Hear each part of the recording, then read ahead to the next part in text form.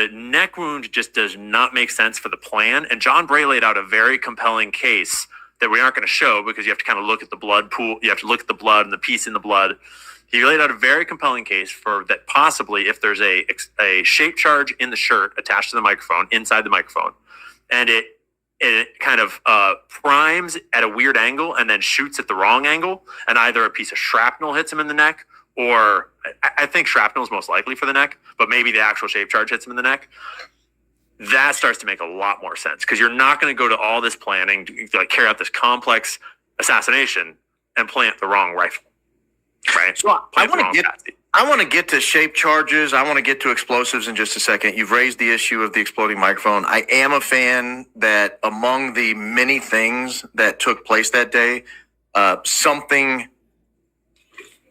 ignited, I'll say, if not exploded, ignited under his shirt, causing his shirt to rapidly deform in a way that a gunshot to the neck would not have done. But I want to pause and remind people, we pulled the actual comments on the law from HHS today, just so you can see that we're not making this up.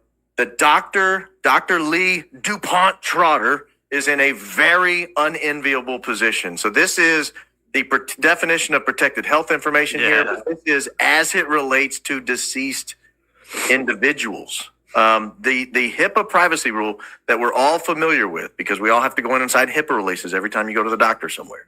HIPAA, the P does not stand for privacy. It stands for portability. It was about a health insurance portability. And a bunch of senators got together and said, hey, while we're doing this, we might as well protect our health information so no one knows we're screwing around on our wives and no one knows we're going to rehab. It was great. It was great for them. But it's created a nightmare for the rest of us. But it does protect individually identifiable health information for 50 years following the date of death. I wanted to point that out because people are saying, I hear people saying in the field, well, you know, the doctor is telling so-and-so this. The doctor said this. And I'm telling you right now, that's not happening. Yeah. That's just not happening. The doctor is not telling these people these things. Individually identifiable health information about a decedent for 50 years following the death of an individual remains protected health information. After that 50 years, and even during the 50 years, there are some exceptions, but it would never be like, you can talk to Andrew Colvett. That exception wouldn't exist. Yeah, there's no Colvett exception. No. And you certainly can't make up stuff and tell them be spreading false information about someone's death either. That's not happening.